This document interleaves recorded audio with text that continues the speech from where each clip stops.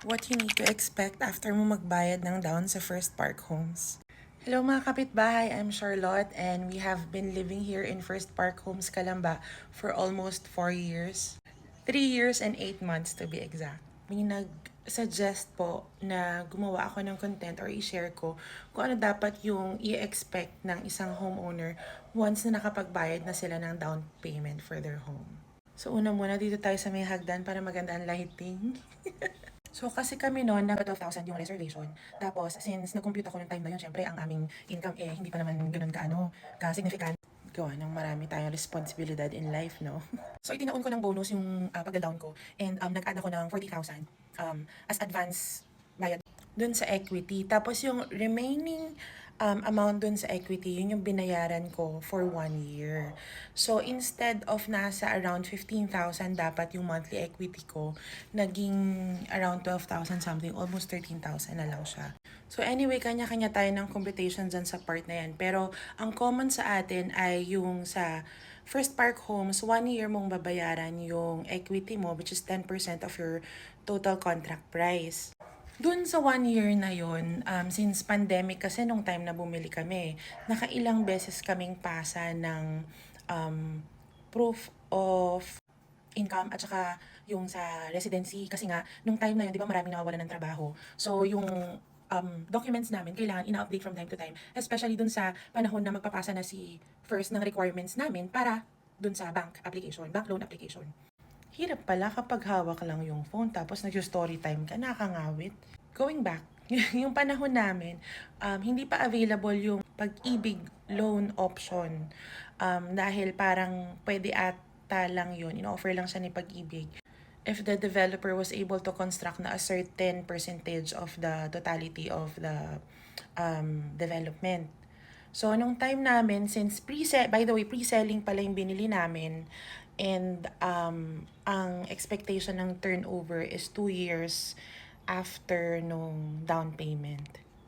So, 2020 kami nag-down. Ang expected turnover was supposed to be March 2022. Pero sa amin, hindi March 2022 turnover. So, stay here para alam nyo kung kailan turnover sa amin. Ang expectation sa akin ng agent namin ay kapag dumating ka dun sa certain amount na minimum na kailangan mong mabayaran, ipapasa na ni first ang documents mo dun sa bank. So, mag-start na sila maghanap ng bank na magpapautang sa'yo.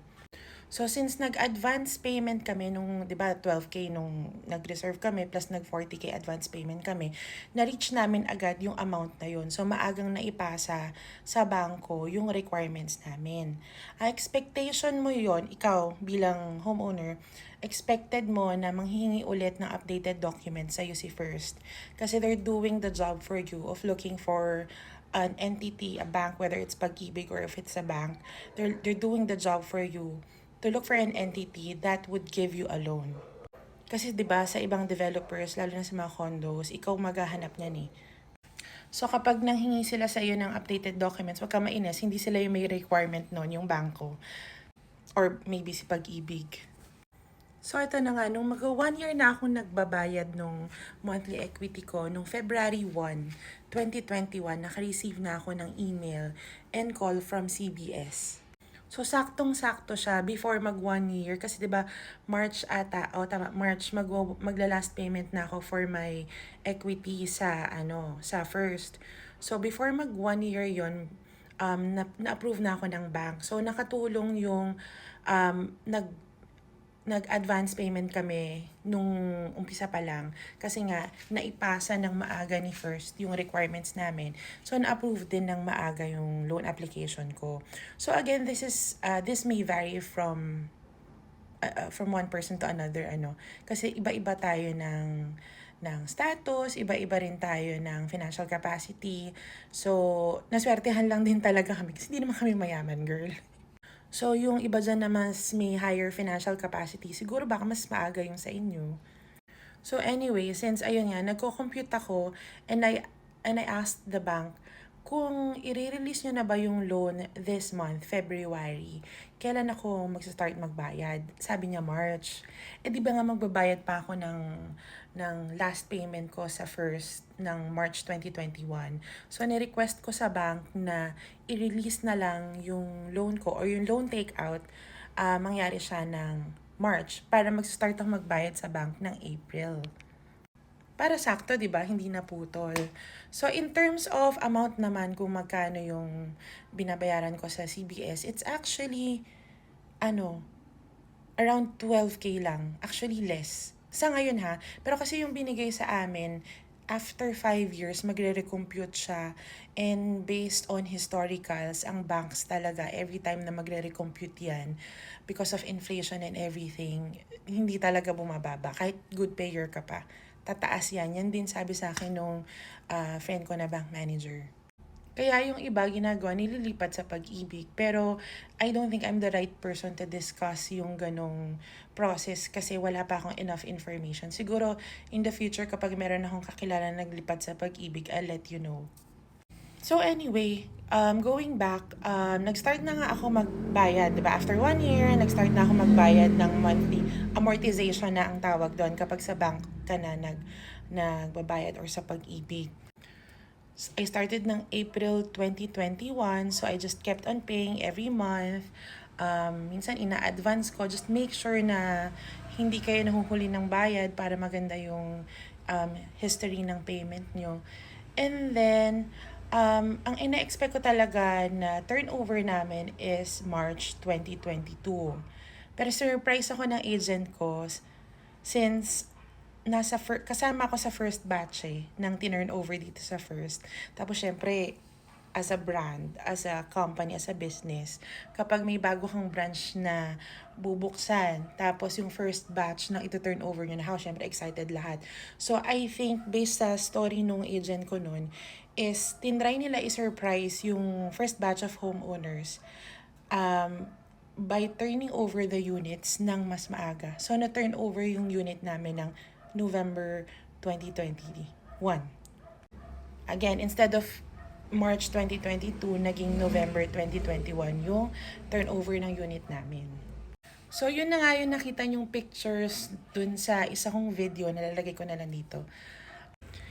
And since naka-join kami sa group chat nun of First Park Homes Calamba homeowners, and some of the kapitbahays asked if we can vlog nga yung turnover kasi nga first batch kami. Hindi naman directly sa akin nag-ask sila dun sa GC, dun sa mga kasama dun sa first batch. So, nag-start ako ng YouTube channel dedicated to First Park Homes to update nga itong mga kapitbahay natin dito.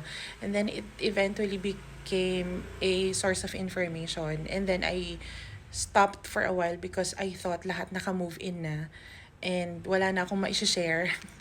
But apparently, meron pa nga palang ibang branches and then there came First Park Homes Calamba West. So I thought baka relevant pa rin naman yung information na we already have na kailangan lang i-share.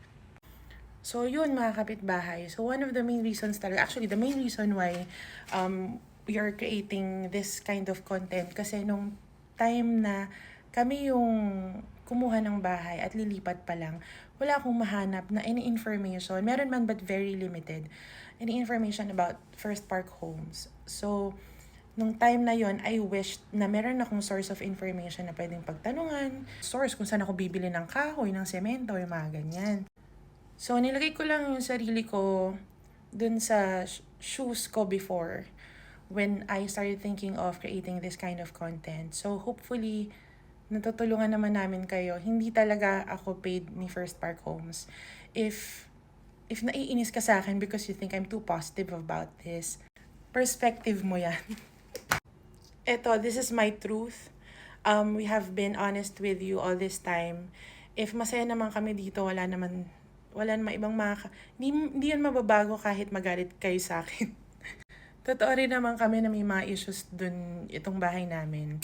And totoo rin naman na sometimes mawalan ka ng pasensya ka-follow up. Pero yun nga, I have been discussing this in our previous videos before. lagi na lang. It really depends on how you see things eh. So, sana lang through our content, alam mo yun, you still get to feel the joy. Yung excitement na na you're owning a new home. You're owning your own home. Kasi nung time namin, wala pang ganito, yung mga sobrang bad reviews. Wala. So, kami nun excited lang kami, ganyan. So, I hope that through our videos, you get to feel that way also. Kasi masaya. And it's a unique journey, so enjoy nyo lang mga kapitbahay. Sana natulungan namin kayo sa video na to. Salamat sa panonood and see you on our next one.